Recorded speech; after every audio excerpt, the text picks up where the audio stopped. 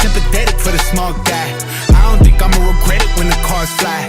Ain't nothing really hitting like it used to. Gas wake the neighbors up like a rooster. It's a booster, help me see the future. I believe in karma and karma's future, so let's do some. I can't do it. Okay. We'll do it live. Okay. We'll do it live. Fuck it.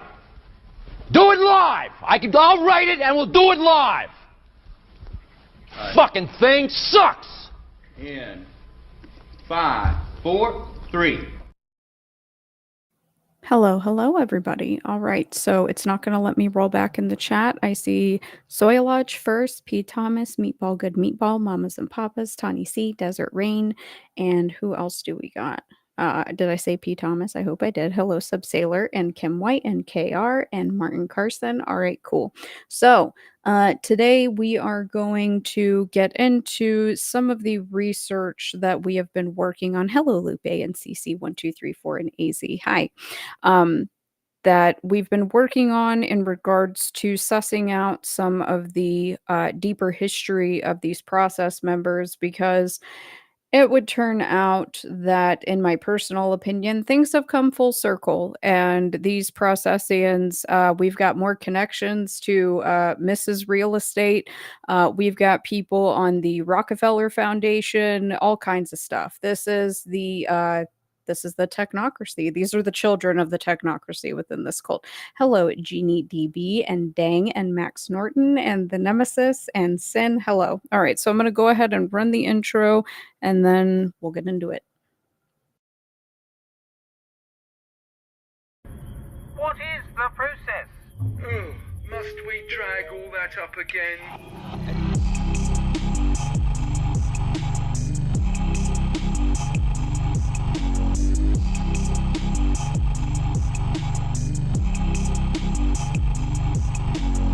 Listen to my voice, I'm ready, telling you the devil's work. Listen to my voice, I'm ready, telling you the devil's work. Listen to my voice, I'm ready, telling you the devil's work. Listen to my voice, I'm ready, telling you the devil's work. Is it old to the death? Better hold your breath in the cell. I'll prevail. Ready, set from hell. Ring the bell when you're finished. I'm a grown man and winning. Sacrificing to the demons. Know I love it when you screaming. Commit to your thought. Do it now while you lost in the darkness. You will never wake up so conscious, anxious. Why are you so scared of feeling pain, bitch? Devil in your soul, cutting now and then you'll go. Walk on the dark path, kill and you feel that. Never in your life you gotta rush from the kickback. Matt Black, Glock 10, knock on the neck, man. Hear the whispering, devil taking over them. Listen to my words of Freddy telling you the devil's work. Listen to my words of Freddy telling you the devil's work. All red on me, got the blood up in your hair. Sign your soul to the devil, now you asking is it fair? Listen to my words of Freddy telling you the devil's work. Listen to my words of Freddy telling you the devil's work. All red on me, got the blood up in your hair. Sign your soul to the devil, now you asking is it fair? Listen to my voice, I'm ready, telling you the devil's work. Listen to my voice, I'm ready, telling you the devil's work. Listen to my voice, I'm ready, telling you the devil's work. Listen to my voice, I'm ready, telling you the devil's work. Listen to my voice, I'm ready, telling you the devil's work. Listen to my voice, I'm ready, telling you the devil's work. Listen to my voice, I'm ready, telling you the devil's work. Listen to my voice, I'm ready, telling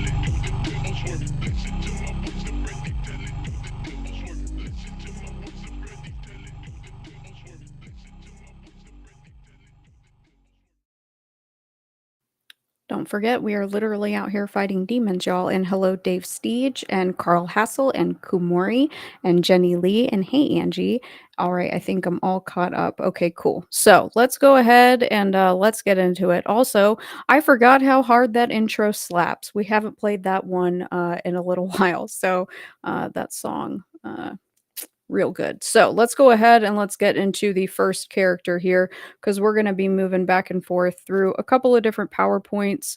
Now, this one is a member that this was with the help of Ed Sanders files. So, people like to knock Ed or give me grief about Ed's files that like I haven't uploaded them into some archive online. Like, the Wayback was down. I don't really know what people want me to do. However, all of these people, for the most part, and I will try to clarify when that's not the case, but pretty much all of these people ended up going to best friends, right? So This is for the people that are new here. This is why I say the Process Church of the Final Judgment, aka Best Friends Animal Society, because they are the same thing. I don't feel the need to differentiate anymore. I just say aka because they are the same thing. All the people ended up there for the most part.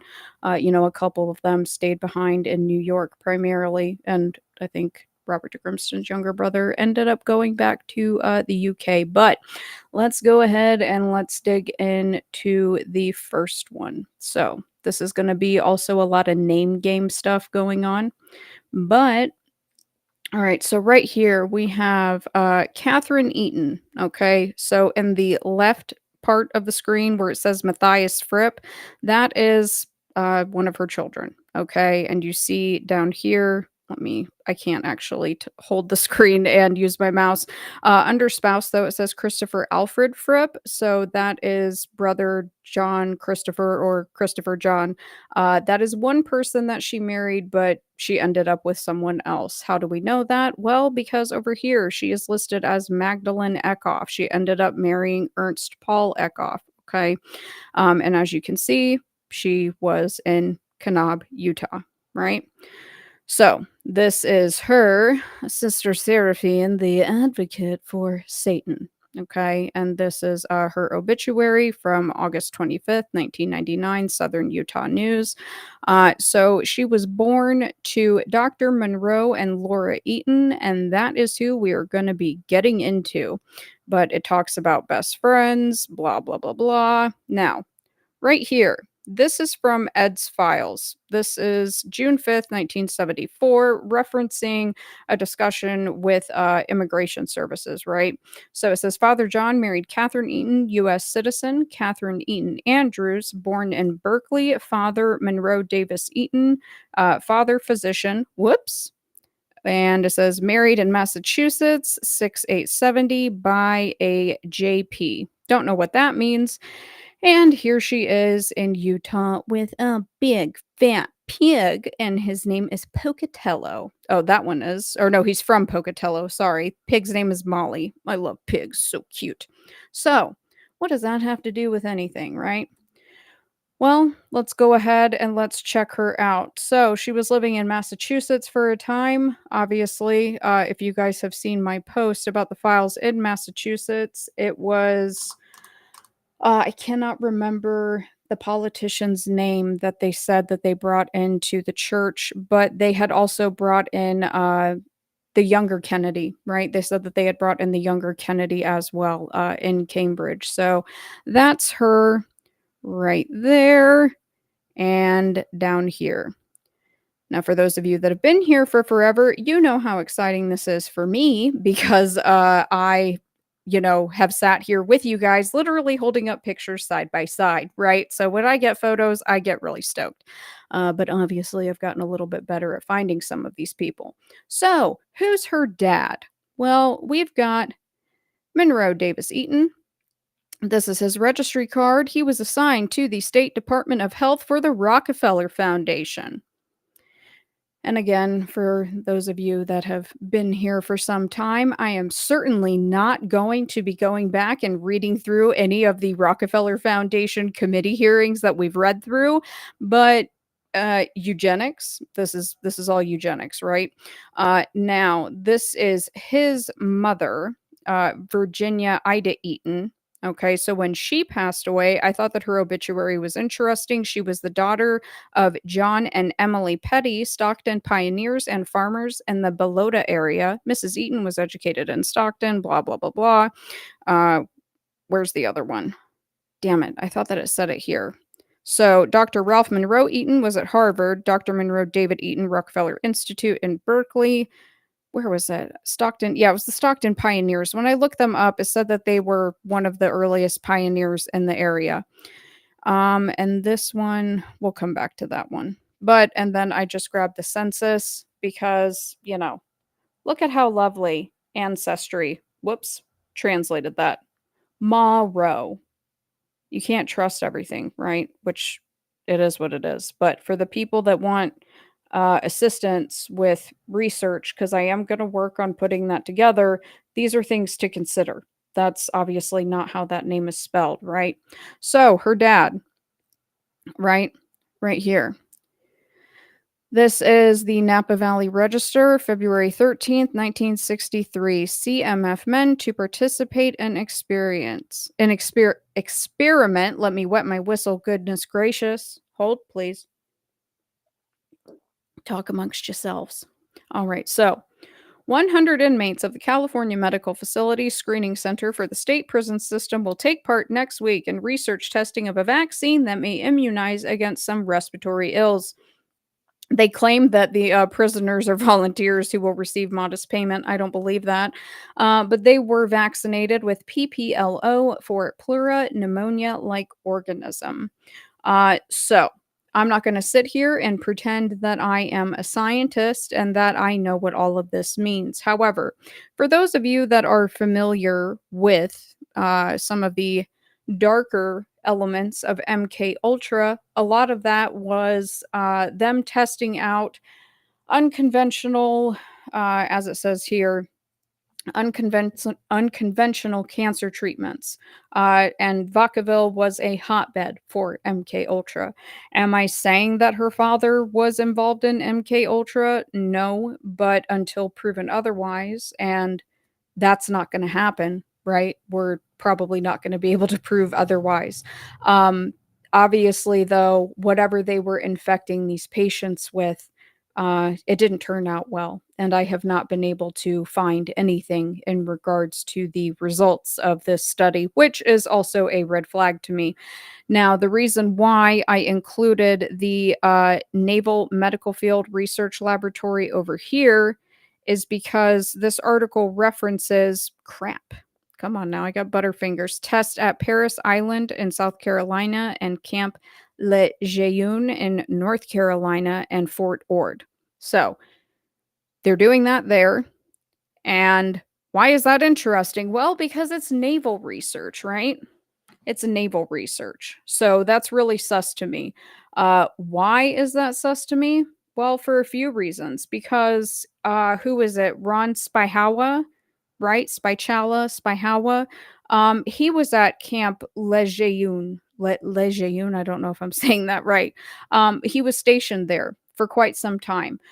I'm not saying that there's any crossover. However, there's obviously some sus stuff going on, and the Navy pulls rank over the CIA all day. But we know what's going on at Vacaville.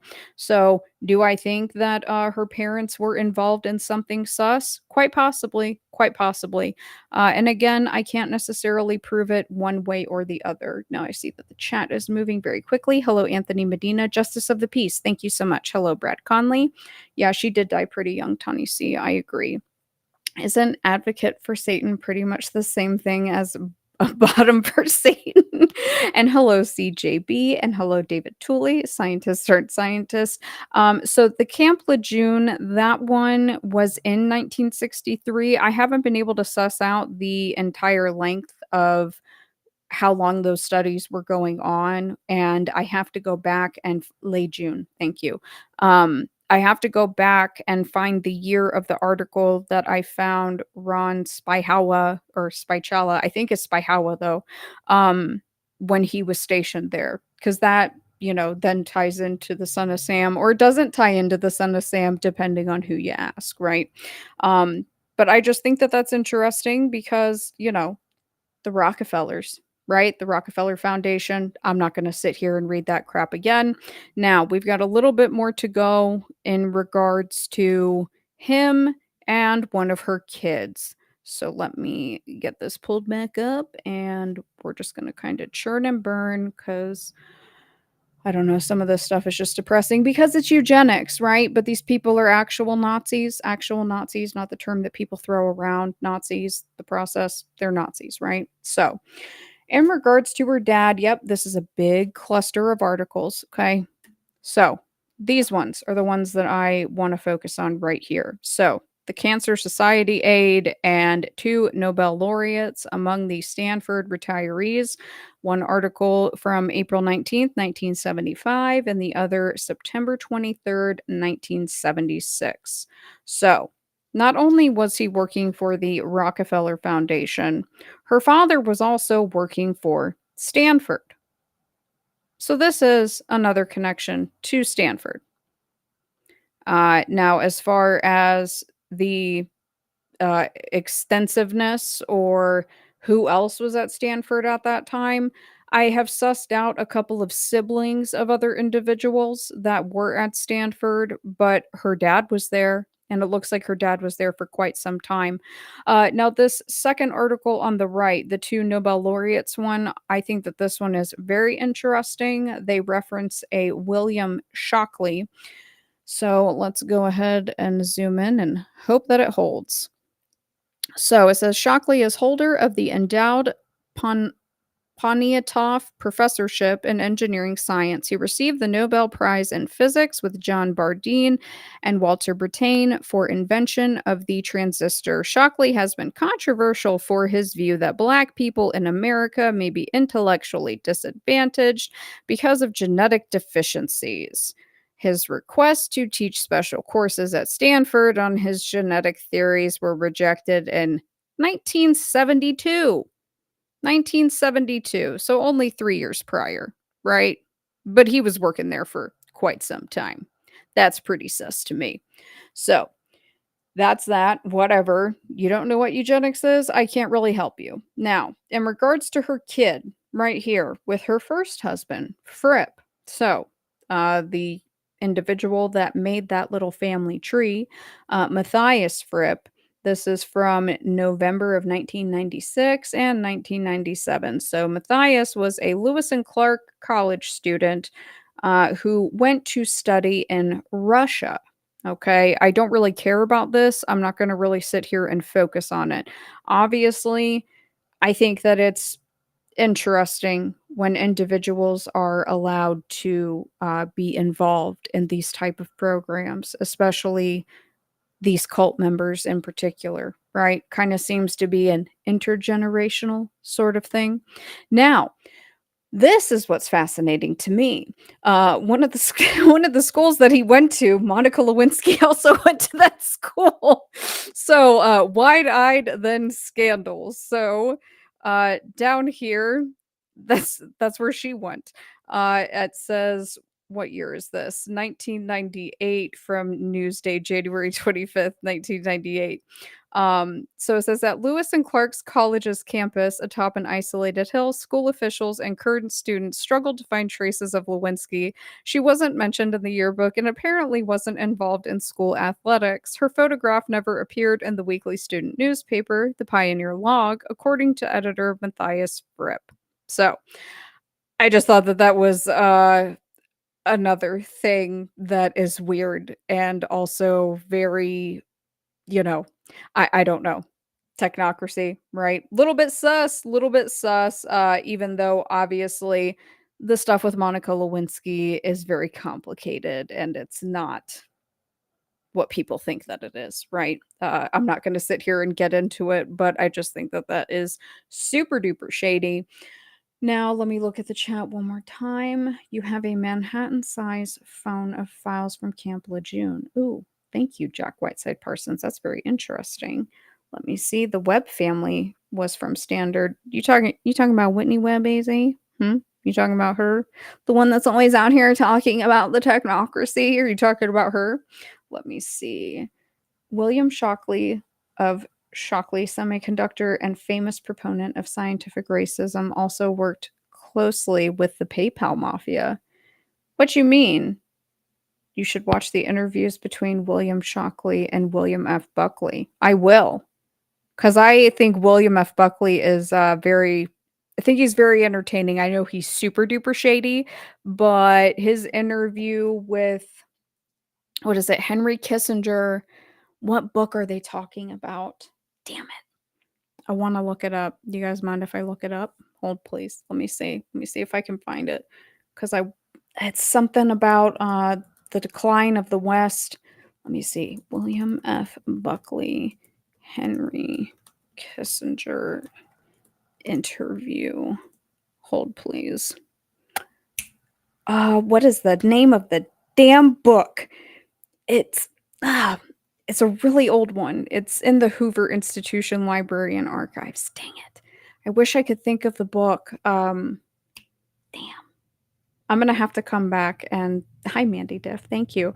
And hello, Corey Anderson. I'm gonna have to come back because it's about like the fall of the West, and Henry Kissinger discusses how he bases like all of his politics off of it. It's completely preposterous, especially now that I'm AZ. No, you didn't say anything wrong. Sorry.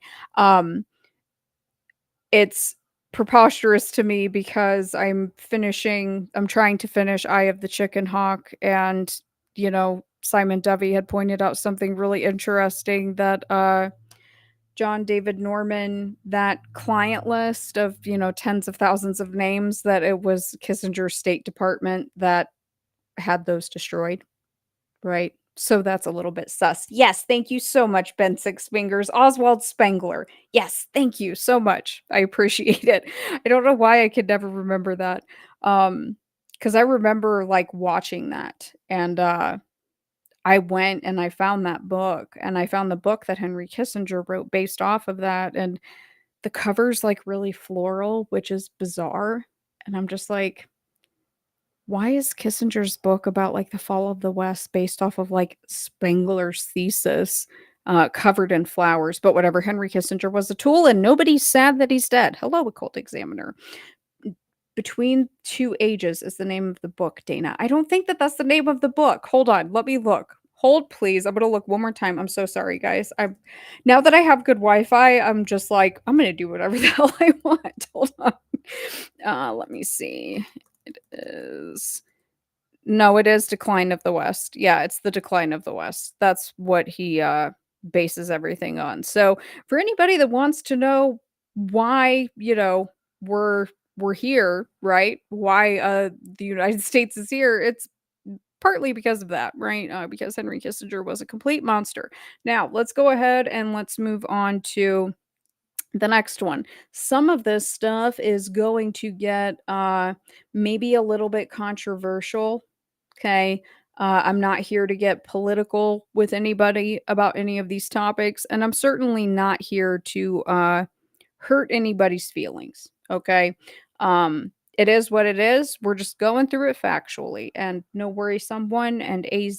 David Rogers Webb. I don't know who that is. I thought maybe you were talking about Whitney Webb, but let's go. So, whatever. The PowerPoint's not beautiful. It is what it is. This is an old slide. I've shown you guys this before. So this is Martha Blair Nichols, aka Blair Lawrence, aka Sister Hava Lawrence. What is her other name that she goes by? Mother Ann. She's got 20 names, right? So we've already identified her, and that's all good and well. Now, right here, this is what I found that was very interesting to me. So, right here, first things first, they're announcing her engagement and her marriage. That's great. Now, here's another connection to Stanford. Her sister, Jessie Dean Nichols, was at Stanford in 1967. Maybe it's something, maybe it's nothing. Who knows, right? Who knows? Who really cares, right? However, over here, this is the Boca Raton News, February 7th, 1971, Mrs. Larry J. Lawrence. Talking about her dad. Okay, so she attended Mills College in Oakland and the Juilliard School of Music in New York, and graduated from Columbia University of General Studies. Her father is president and chief executive officer of Nichols Industries, Inc., and a member of the National Executive Council of Planned Parenthood World Population. Yeah? This is going to get really dark for those that don't know what this is. And I will direct you to my Instagram when we're done here. Now, in regards to her old man, his father was an economist and executive vice president of the Empire Trust Company of New York. His stepfather is a former executive of the Shell Chemical Corporation and founder of U.S. Polymerics, Inc. Okay. So they're not just anybody, right? And Polymerics is, from everything that I could find, something to I couldn't really understand it, and I wasn't going to try to explain something that I didn't understand to y'all. It was something to do with like rubber technology. I have no idea. I have no clue. So, in regards to the Planned Parenthood World Council, World Population Council, right? For those of you who don't know who Margaret Sanger is, this is Margaret Sanger, okay? Because for some reason, Museum of Contraception and Abortion. Yeah. So she's one of the pioneers, right? Not going to really get into this. If you know who she is, you know who she is. But down here, this is her claim to fame, right? Is the advent of birth control and the promotion of birth control. In regards to Planned Parenthood and the World Population Council, this was part of that initiative, was the implementation of birth control. Now, would it surprise you that this is also a method of eugenics? It shouldn't. Now, remember, we had Katherine Eaton's father on the Rockefeller Foundation, right? So, the Rockefeller Brothers Fund. Health and Human Services, Planned Parenthood, 1942. Philanthropy for an interdependent world. Okay, whatever you guys say. So, the Rockefeller family, especially John D. Rockefeller Jr., was an early advocate of Margaret Sanger's pioneering work in birth control as a means of improving maternal and public health. That's what they told everybody. In 1942, when Sanger's Birth Control Federation of America joined the Planned Parenthood Federation of America, the RBF began its own support for the organization. This was a cause in which founding trustee John D. Rockefeller III took particular interest. Gifts from the fund helped Planned Parenthood launch programs in child spacing, prenatal medical care, public education, and special projects in African American communities. Special projects is one word for it. The fund significantly contributed to Planned Parenthood's national and New York City-based capital campaigns and enabled the National Research Council's Committee on Human Reproduction, acting as Planned Parenthood's research arm, to increase knowledge about infertility, maternity and neonatal mortality, clinical disorders, and population issues. RBF support for the organization continued through 1975.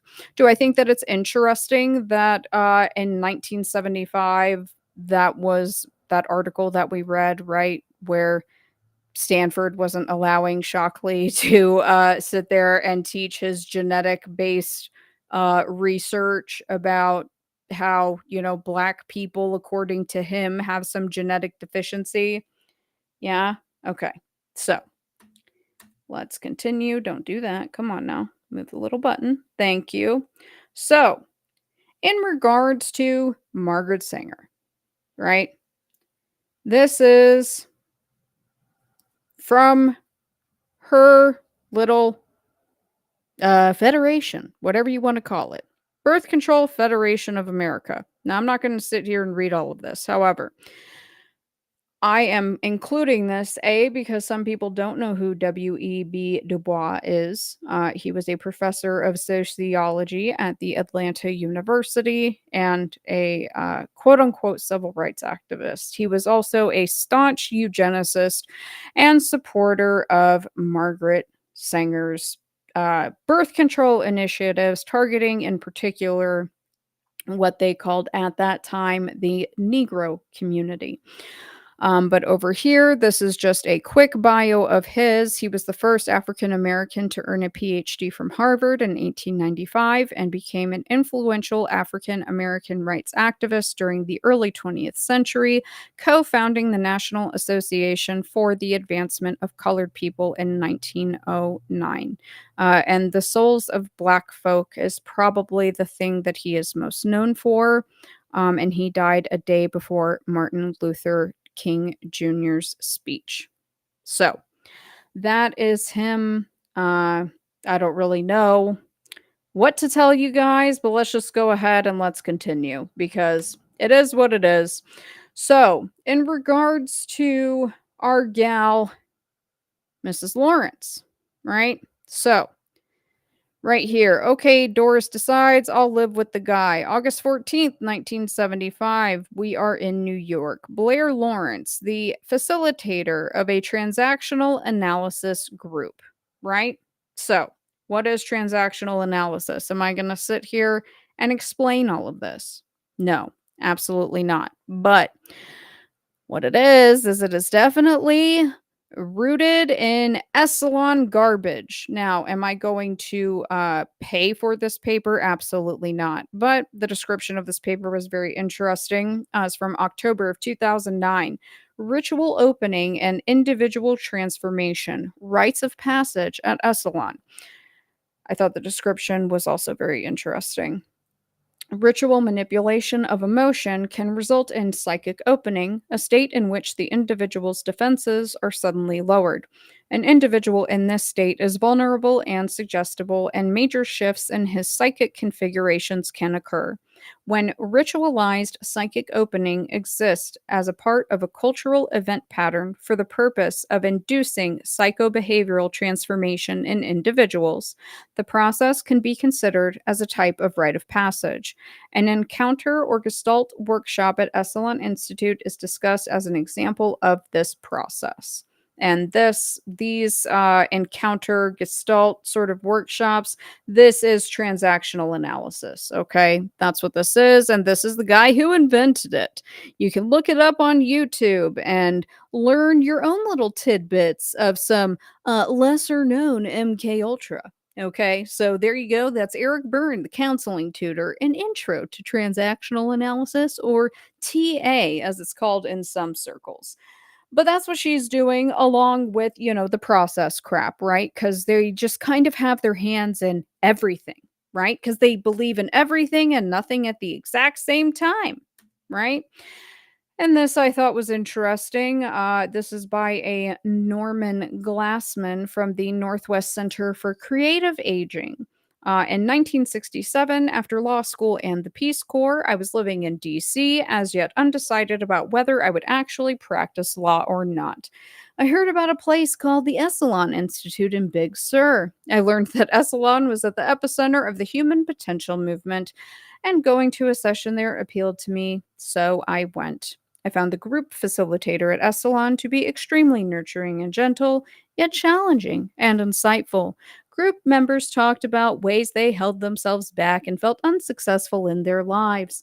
They talked about how they avoided intimacy with people they actually loved and about their fear of being exposed and hurt. I wondered how this was all relevant to me. Soon after I returned to DC from Esalen, I was offered a job as administrative director of a pretrial diversion project for emotionally disturbed accused offenders. The interface of law and psychiatry appealed to me. I studied the work of Eric Byrne, who popularized transactional analysis through his book, Games People Play, and slowly I transitioned to become a therapist. So, that was a big mouthful. However, uh, yeah, it's all Esalen. We're living in an Esalen world, right? Whether people want to say it's a Tavistock world, an Esalen world, it's all just a big Esalen Tavistock hellscape trap house. It is what it is.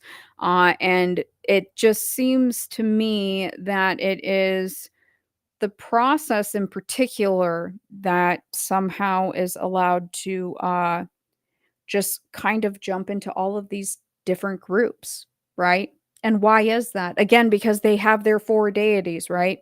They believe in everything and nothing at the exact same time. And I think that's how they're able to cloak their way through that. Because eventually, when I come back on and we talk about Thebes and who is it, Billy Graham and the process, right? Because I found one of the members who was part of the Billy Graham Crusades when they were infiltrating during their Jesus freak phase at the exact same time that Michael Thebes was donating money to Billy Graham. We're going to see all of this crossover. It's all very incestuous, but I want to look at the chat really quick. Our channel Sanger was a Murano. I don't know what that means. Once upon a time, every hero fell from grace, at least the ones they told us were heroes. WTF. Martin Luther, CIA King, COINTELPRO, MLK. The Church Committee hearings on MK Ultra and the founding of Maximus Inc. were both in 1975. Dana stopped noticing things. Well, yeah. There was a lot of stuff that happened after the Church Committee, right? Because everybody thinks that the Church Committee hearings were a good thing and that they actually accomplished anything. And it's like, no. Ooh, they had the heart attack gun. Pew pew. That's and went underground. That's all that they did. We need to know what they know about how our minds work. Well, a lot of people died. A lot of people died, including at Vacaville. Let me see. And your mom looks like Larry King. I don't know who you guys are talking about. Crowley was also deeply involved in using Sigmund Freud's psychoanalysis techniques and studies. He writes about it in his The Confessions of Aleister Crowley book. Well, that's nice. Isn't that lovely? Right? Isn't that lovely? Uh, you know, what came first, right? It's like the chicken or the egg with all of this stuff. It's transaction analysis is used in predictive modeling of humans. See, I don't even like the way that that sounds. Like, we don't need to be predictively modeled. We're people. A Marano is a crypto Jew. All right. Thank you for the clarification, Desert Rain. The Church Committee was a smokescreen. Absolutely, it was. It was a total smokescreen. And I think I've showed you guys here before, but uh it's Frank Church, right? His son was involved in one of the Esalen cutout churches. Like, it's all just so shady. I don't trust any of these people. I just see everything as it's all a smokescreen. But I just think that all of it went underground because, keep in mind what happened shortly thereafter that, right? All these cults go into like their rehab, AANA, all of that, Narcanon. I mean, I know that Narcanon was already around, but into that sort of movement, and then Jonestown, right? And we've already talked about Jonestown and piercing the religious veil, right? Well, they got close. They got close. Let me see. Sadly, most people are predictively modeled. Well, that's true. Sorry. Freud and Haseman gave us the process. Dana, oh, well, thank you, someone. I appreciate your kind words. All right, so let's get into. Do I have all of it in this one slide? Hold on, let me look. Yeah, I do. I have most of it. All right, I can pull it up in the other one. Oh, I didn't put my NOLA one in here. It's okay. So, a lot of this is with the help of EchoCat, because EchoCat's a bloodhound like me, and if I can't find something, I know that EchoCat can find it. So thank you, EchoCat, and God bless. Your research skills are just magnifique. If you guys have seen Sympathy for the Devil, it is on the way back, and the way back is back up now, even though I think it's only in read-only mode. I haven't tried to watch any videos. And I think it is also on YouTube. It is just a lesser quality.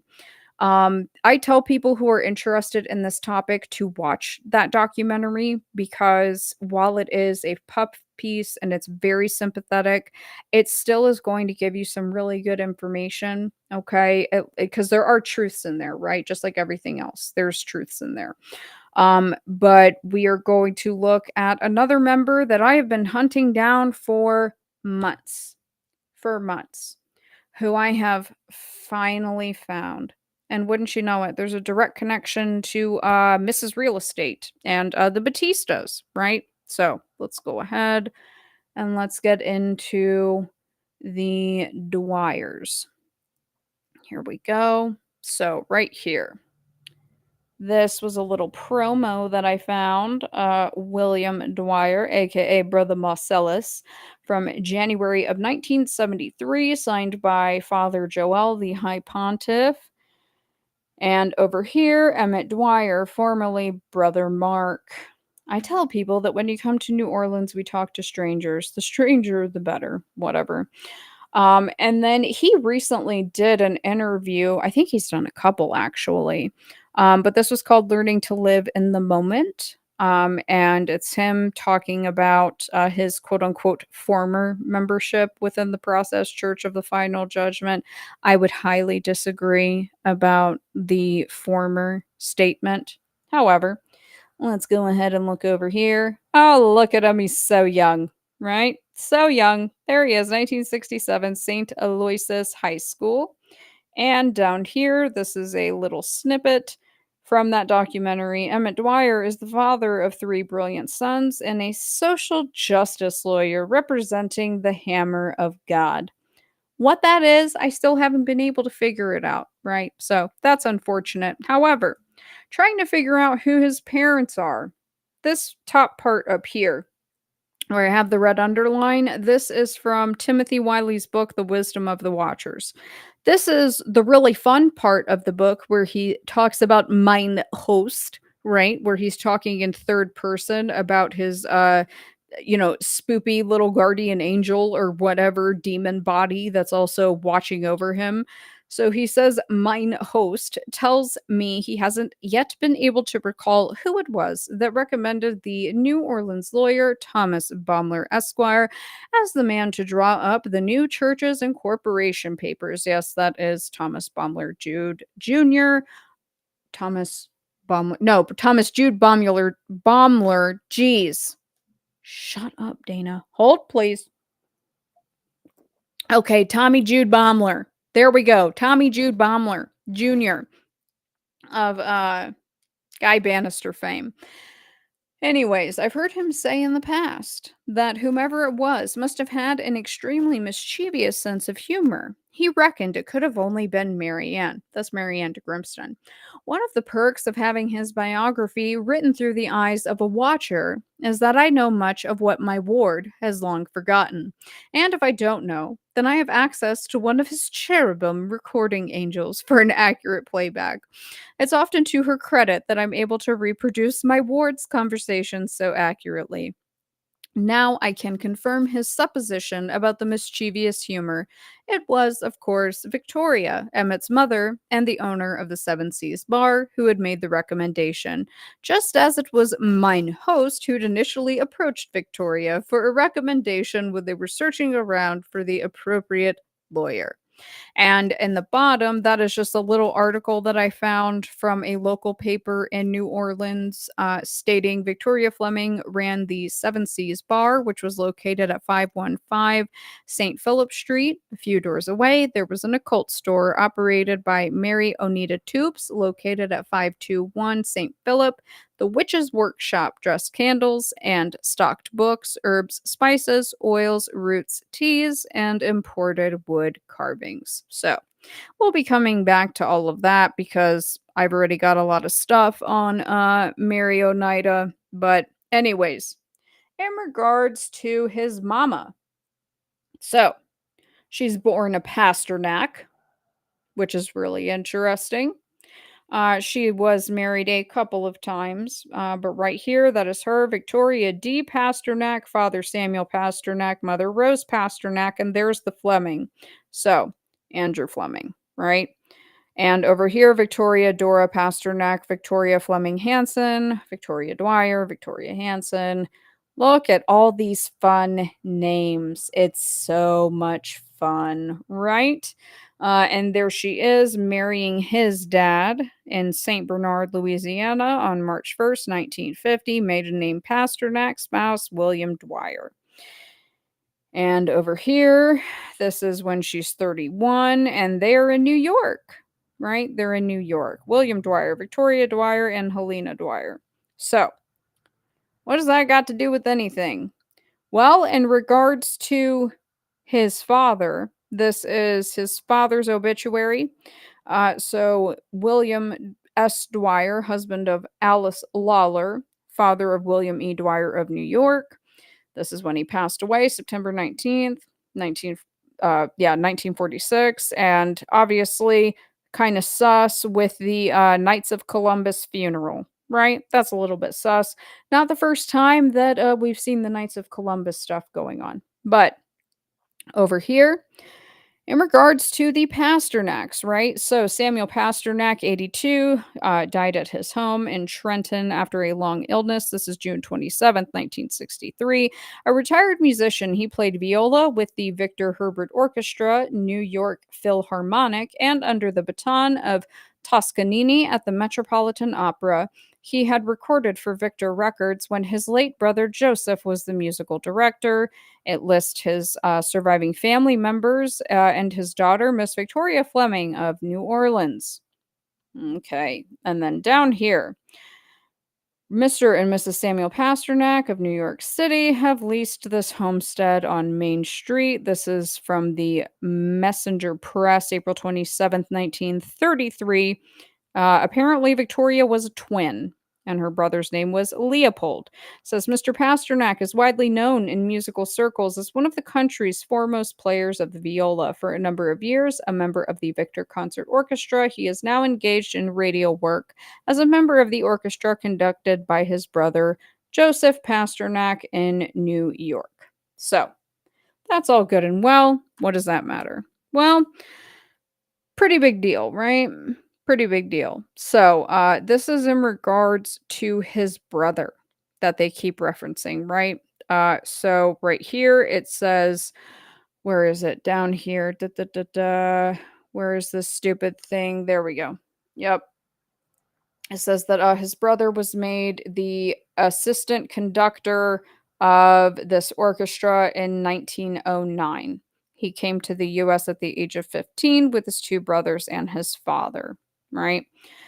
And obviously, 1913 to 26, he was the conductor of the Century Opera Company in New York, the Chicago Symphony Orchestra, the Boston Symphony Orchestra, and the Philadelphia Philharmonic Society. He says he introduced Marian Anderson as the first African American singer to perform there and became the musical director of the Victor Talking Machine Company, later RCA Victor, alongside Rosario Bourdon, where likewise he, Pasternak, introduced Marian Anderson and the Stanley Company of America, owned by Warner Brothers. Okay, so pretty big deal. He also worked for NBC Radio, conducting orchestras from 1928 until his death. Okay, so these people are extremely, extremely plugged in. Obviously, in my personal opinion, in regards to some of these timelines, not this timeline in particular, but it is a bit of a red flag to me when these people are going back and forth from Europe back to the States. And I will come back eventually and show you guys some of the World War II draft cards, because the draft cards are the reason why that red flag goes up for me if we see someone, whether it's a parent or one of the kids when they get older. If they are registering for the draft in their 50s, then I automatically put them in the spook box until proven otherwise. So, let me see. They would have a relation to Wayne W. Dwyer. The nemesis, I'm not sure who that is, and I don't know. That's a good question. I don't know who you're talking about, but I can try and find out.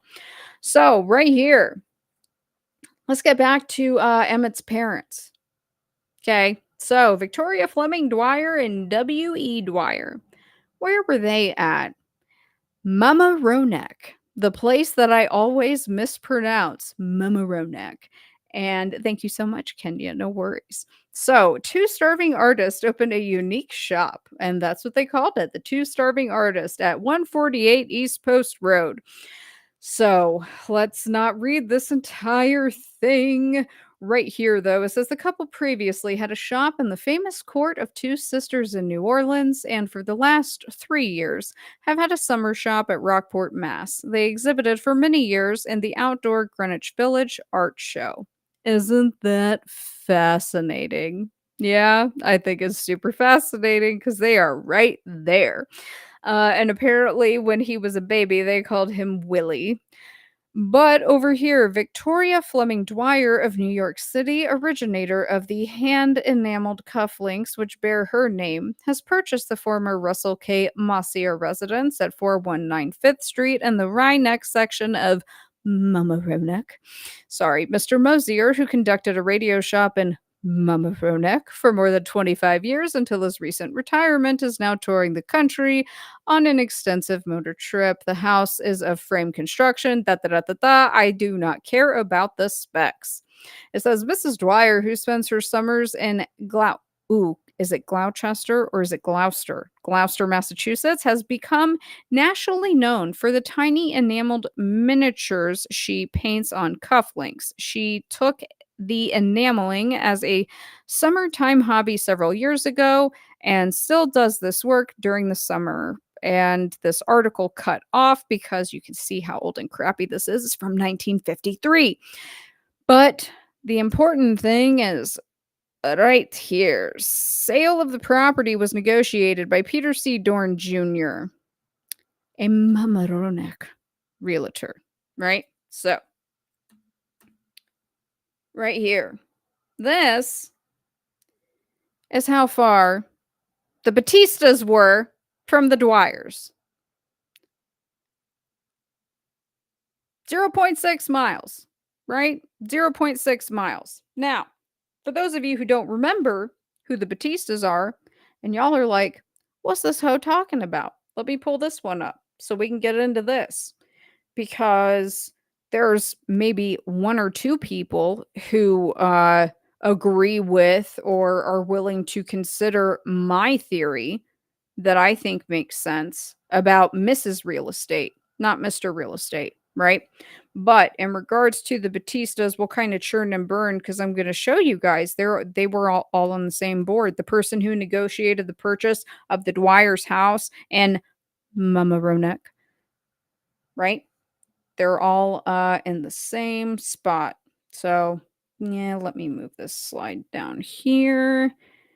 And then we'll just run through it. Because I'm sorry, like the idea of Mr. Real Estate versus Mrs. Real Estate, I think it's Mrs. Real Estate because, hey, you know, we've got Marianne de Grimston, right?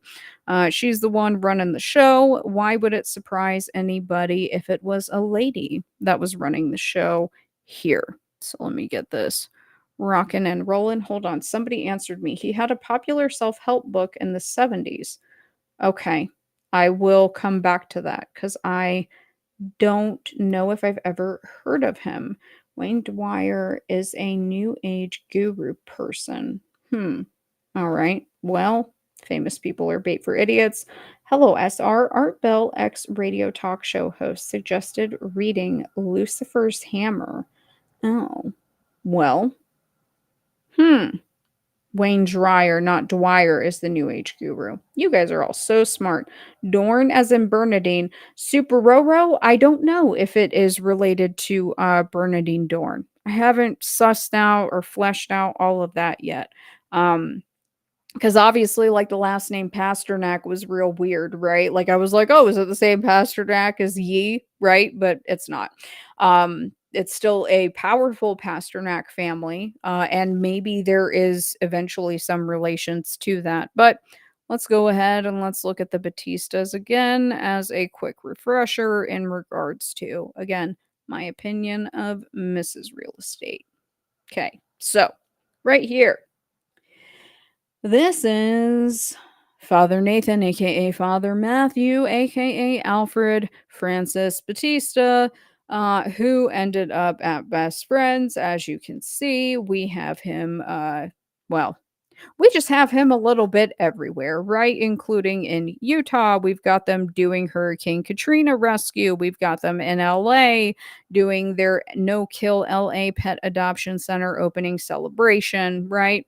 But right here is their real estate business in Mamaroneck, because I can never pronounce that right. So moving on. So there he is, just as a reminder for everybody. Yep, there they are.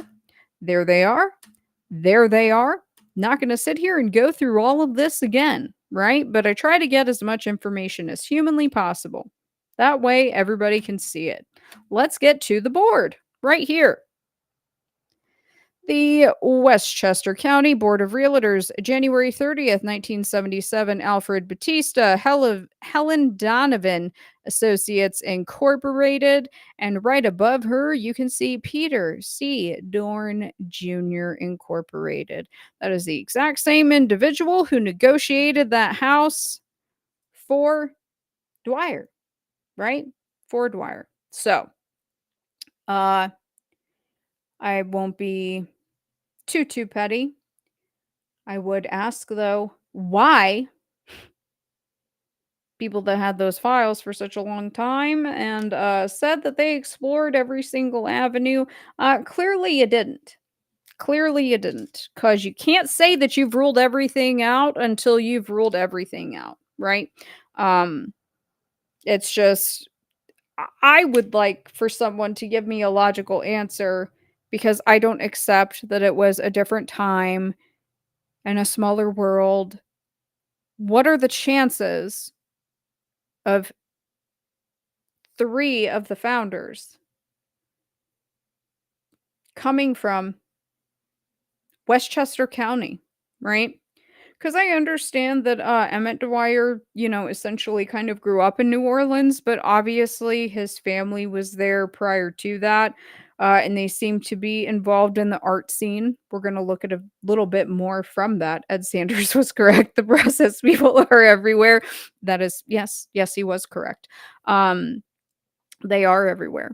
I just don't see what the chances are that many people who were very powerful within the hierarchy of the process all just happen to come out of Westchester County, right? It's just a total coincidence. Nothing to see here. Move along, right? That's what you're going to hear from certain people anyway, but we all know that. So I think I've only got 2 more things to show you about the NOLA stuff with the Dwyers. So we'll look because we're not going to really read everything, but I am going to take the audience's poll because I haven't been able to find anything about it. And I think it's a process band, but I can't prove it yet. So let's go ahead and see because I had been trying to identify Emmett's mother owning this bar for forever. Couldn't find it until I figured out that she had 20 names, which is a very process thing to do, right? But right here, the Seven Seas Bar, domicile 515 St. Philip, agents Miss Victoria P. Hansen and James P. Screen, right? But right down here, this one. Souls of the Slain, that's a band. When the Seven Seas Bar advertised its Christmas dance, it announced that music would be provided by Souls of the Slain. Another recent ad offered the band services of John and the Revelations with a special drummer on percussion known as Mother's Sorrow. So, who the hell are the Souls of the Slain? Because I can't find them, and I'm very, very curious. It definitely sounds like a weird sort of processian type band. Over here, we got 1969. Owner and doorman of the bar are arrested. So apparently they had a felon working there, a convicted felon, right? And she is arrested. They misspell her name. It's Victoria Henson, whatever. Anyways, and over here, 9 arrested by the Vice Squad in June of 1967. Right? So, 9 persons, including a 16-year-old juvenile, were arrested Saturday in a massive swoop down. Well, this all tracks when we know what's going on with, I can't think of her frickin' name. She was named in the Jim Garrison investigation. She was running shoot, I'm gonna have to come back to it because I can't remember. But she was getting busted selling drugs, having underage stuff going on there, right? But there it is. 4 persons arrested in the Seven Seas Bar. So obviously their operation was completely above board because she is also listed, right? She's also listed there. So there you go. Apparently, they had some juveniles that they were selling alcohol to. Were they doing other stuff? Probably. Seems to be a trend. And then over here, 1972 March extortion attempt is charged here. Apparently, a man who is reputed to be the head of a motorcycle gang called the Outlaws was arrested and charged with extortion after he allegedly threatened a man with death at the Seven Seas Bar. Apparently, it was Anthony Rosario Campor. So that's that. That's all good and well. And that is a photo of the Seven Seas bar. That's the best photo that I could find. So sorry. I think I have one more slide. Let's risk it. Yep, there we go. Okay, so this is what Echo Cat found for me. I'm not so much concerned about the biography itself. It pretty much tracks with what we saw in the newspaper, but remember how it referenced these little cufflinks that she is famous for? What kind of weird crap is that? Hmm? What is that? Y'all know that I don't know this symbolism, but they say the symbolism will be their downfall, right? I don't know what the hell that means. I don't know. So somebody help me out. I have no idea. The souls of the slain and Illuminati approved, right? I don't know what any of this stuff means.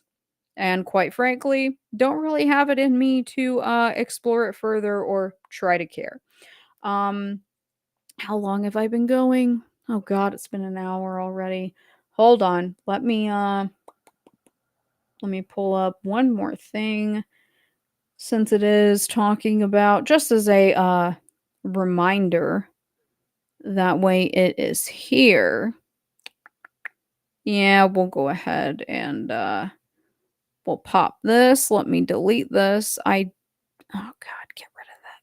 Thank you. Okay, so as a reminder in regards to this whole technocracy angle, because I'm not here to like give you a history of what the technocracy is, because it's a hellscape. If you want to learn about it, go ahead. Right? Go ahead. Because I don't like this transhumanism, living in some weird World of Warcraft simulation, but one of the power players of the Process Church of the Final Judgment, William Sims Bainbridge, for those that don't know who he is, I got to pull him up. We're not going to dig too deep. And eventually, we're going to be coming back to talk about his involvement with the children of God, because he's seemed to get away with that, which is real sus to me, right? That's super duper sus to me. I need to sit down and thoroughly read his book about the children of God, because you got to wonder if he was partaking, right? You got to wonder if he was partaking. So, share, please. Thank you. I'm hitting the button. It's not wanting to work. What's up with that? Oh, I didn't click the thing. Don't mind me. Okay, so this is there you go. Bainbridge, right? Riveting guy. He looks like Ebenezer Scrooge. The dude is a total goon. But right here we have a deviant psychotherapy called Satan's Power. And then the end time family, the children of God. And the future of religion, revival, resurrecting the process church of the final judgment. And then the Warcraft civilization, social science in a virtual world. Yes, Uncle Ted was right. That's correct. Uncle Ted was right. It's a real hellscape out here. And there he is. He literally looks like Ebenezer Scrooge, right? And he says some really unflattering things about the process, like them beating the absolute crap out of each other, including members that were pregnant. And there he is in color, right? He's so proud of his work. Look at him. He's also very proud of his haircut, obviously. This is his divorce record. I've already went over this stuff, but this was really what I wanted to focus on, to remind people of the current day iterations, right? Am I saying definitively one way or the other that Mr. William Sims Bainbridge helped Lucy and Greaves, Dougie, get into Harvard? No, not necessarily, but you know, William Sims Bainbridge is the only solid tie that we have to Harvard besides Mr. Doug. Yeah. So this is from Shane Bugby's History of the Satanic Temple as a reminder. Doug goes to Harvard. Doug. But he got in with the help of a Process Church member who graduated and obtained one of the original Process handwritten ritual books, right?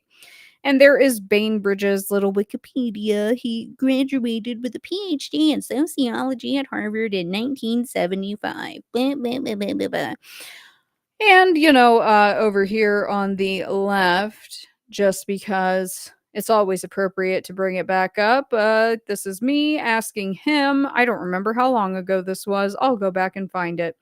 I said, do you believe it is not suspicious in any way whatsoever that you left out their children and prison outreach ministries, as did Josh Zeman, and propaganda pieces you were involved in about the process? Yes or no? And Dougie says no. In fact, it's hard to believe that you think it's suspicious that the timeline wasn't cluttered with the names of hospitals, soup kitchens, the YMCA, etc. How do you think it would advance propaganda to not give a detailed report on a fairly vast social networks campaign? And I just said, thank you for answering the question. Because he said no when it is absolutely suspicious as fuck. Excuse my French. And you know it is, Doug. You know it is. But it's 2:17. Thank you. Oh, you could see the timestamp. I couldn't see it. Oh, it's right there. Obviously, I wasn't looking. Thank you, Desert Rain. What would I do without my mods? Thank you so much. So that was back in February. I'm pretty sure that Doug has muted me since the last time in what was it?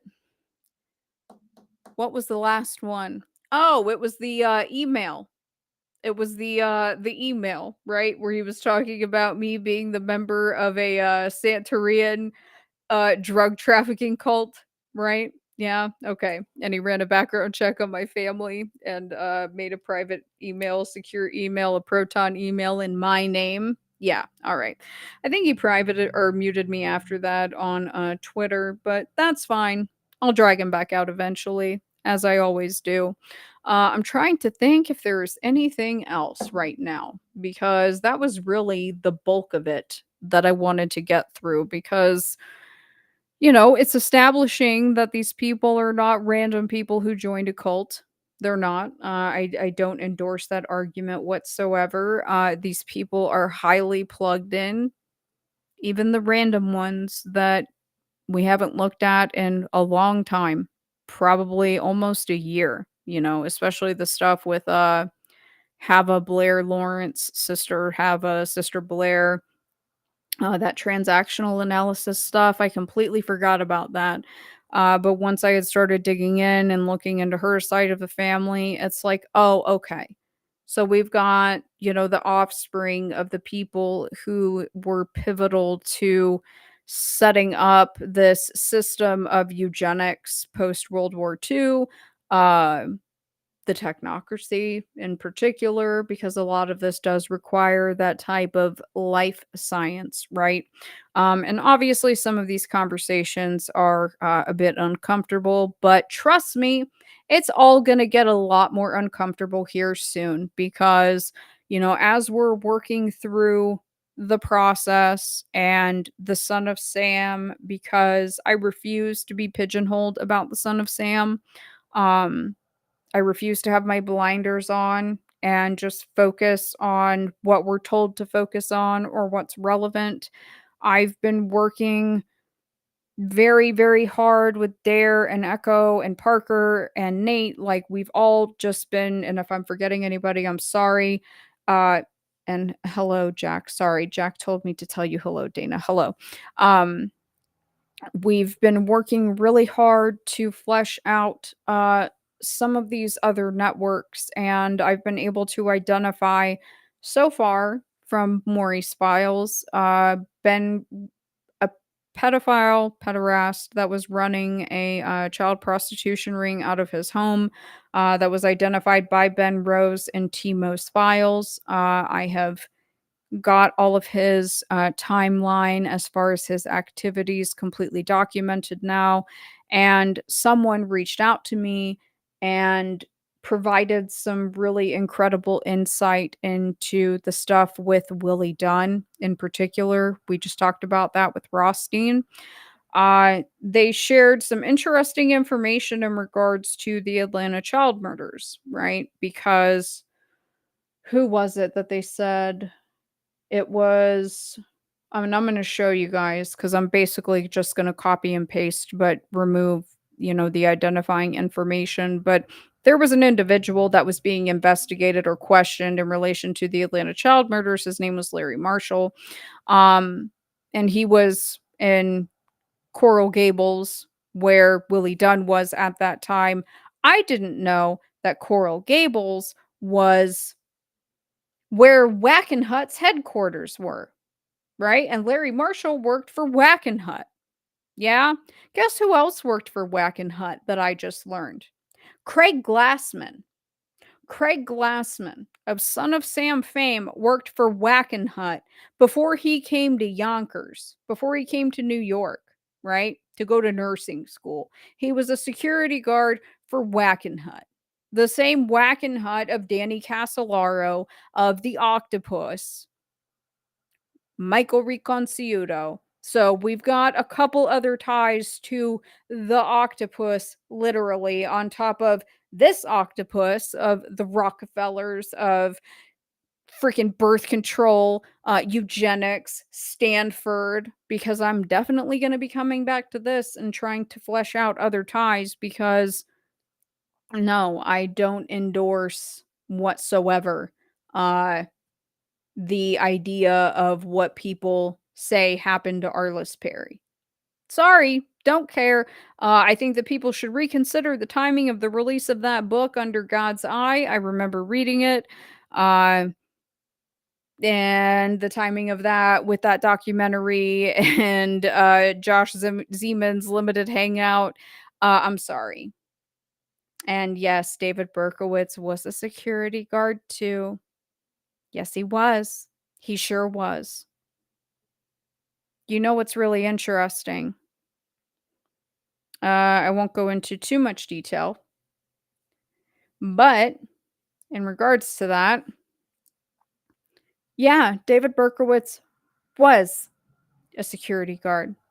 And do you guys know when he was a security guard? During the time that Wendy Savino was shot. Yeah? So do you think that if maybe he had an alibi and people were able to prove it? Or did people not think of that? Right? I don't know. It's just some food for thought. Because I brought the gardener out of retirement just by talking about Rothstein twice. I haven't even started talking about the stuff with Berkowitz. Yeah? Because I've been trying to leave it be. But this is why you can't be I mean, you can, but you shouldn't be pigeonholed. Because when I say that that is a mission that I am on with other people, including Parker, in regards to David Berkowitz and Wendy Savino, because I do not believe that David Berkowitz did it, and I'm tired of being accused of attacking a victim, because I'm not attacking Wendy Savino, and I've made that very clear. People seem to have a really hard time with that. But we're going to be coming back, and I think that we're going to talk about the Savinos. We're going to talk about a fascinating lawsuit that I found where, they were pulling a fast one with some insurance policy fraud, and Mr. Savino and his parents were, in today's money, in millions of dollars worth of debt, and they were ripping off their clients, and it happened right around the same time of all of that. Yeah. And I have some pretty strong feelings about how that whole situation was set up, because I do believe that it was a setup.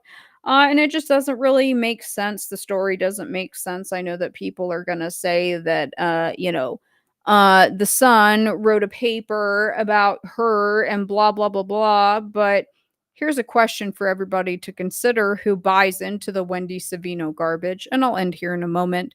If she knew who it was and David Berkowitz was arrested, why didn't she just come back? Why didn't she just come back from the UK, right? That's what I'm curious of. Is why didn't she just return to the United States if David Berkowitz was arrested? Unless there was something else going on. Most likely with the husband, because the husband was a corrupt politician who had ties through the Wakefield Detective Bureau, which he operated at one point with the Shah of Iran, right? So we've got a lot of stuff to go through. I don't want anybody to think that I have forgotten about that topic, but I just wanted to kind of get this out of the way. And obviously, I'm not trying to like step on other people's toes in regards to, the Son of Sam, David Berkowitz, whatever. But, nobody owns the topic despite what they say. Some people may think that they do. Some people may think that they own the Son of Sam, that they're the only sober place for Son of Sam research. No, that's not true. That's not true. I think that here we discuss a wide variety of topics that help give a more fully orbed perspective on the topic. And I think that that's important. Because if we don't understand what's going on socially within the area, because the more that you dig into some of these pedophile, pederast, child trafficking, child prostitution, whatever you would like to call it, networks, the claims that were made by members of the children and some of the people that were interviewed previously on a channel that likes to delete their videos to muddy up the timeline, some of the people that were even on screen, their claims become very realistic very quickly. Very quickly.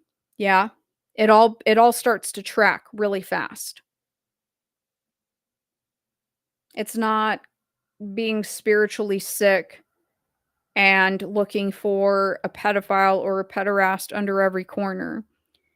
It's I'm about to make a lot of people very uncomfortable because this is going to take everyone removing the emotion and the knee-jerk reaction. And I've tried to build it up every time we talk about it because I cannot control what the newspapers say. But when we look at these topics and these networks, it's always presented as a discussion about homosexuality. And that's not what it is. There's a difference between pedophiles, pederasts, and homosexuals or bisexuals. They are not the same thing, but these little rewrites and PR campaigns, because there's a new documentary out about a woman called Shelley Wilson. She was also from Greece, just like Michael Thieves. She was called the Queen of the Deuce. She was called the Queen of the Deuce. She was literally a human garbage can. She was completely disgusting. Turns out that she had Yoko Ono in one of her porno movies. Yoko, Honeypot Yoko, right? And she was right on the same street, a couple doors down from the Scientology building on the main strip. But there was a lot of child films that were being produced and put out. So, no, it's not people being spiritually sick or perverted or, living with this dark sort of cloak over their eyes. It's if we're going to research the topics, we're going to do so thoroughly.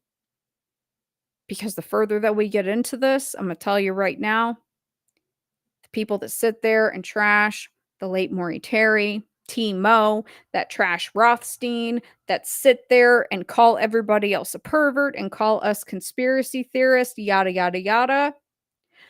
I can assure you, whether we get a smoking gun or not, because the idea of me going to find someone who used to be involved in this type of activity and asking them if they were involved in making child pornography, as it was called at that time? That's the stupidest fucking question that anybody could ask me. Do you think that they would be honest? Hmm?